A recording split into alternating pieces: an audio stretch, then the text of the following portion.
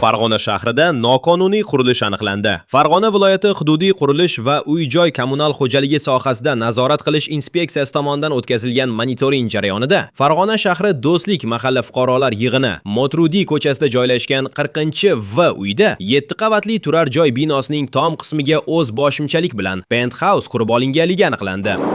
Mazkur 7 qavatli binoning tom qismiga o'z boshimchalik bilan penthouse qo'shib olganligi sababli qudrat tashkilotiga bajarilishi majburiy bo'lgan yozma ko'rsatma berildi hamda mazkur qoidabuzarliklar joyida buzirilib bartaraf etilmoqda. Shu o'rinda eslatib o'tamiz. Ko'p qavatli uylarning tom qismi umumiy mulk hisoblanadi va unda o'z boshimchalik bilan har qanday qurilish ishlarini amalga oshirish amaldagi qonunchilikka zid hisoblanadi. Bunday holatlar aniqlangan taqdirda belgilangan tartibda choralar ko'riladi. Hech kimga tavsiya qilmaymiz. Kelajakda qonun ustuvor jazo muqarrarligini his qildik biz ham.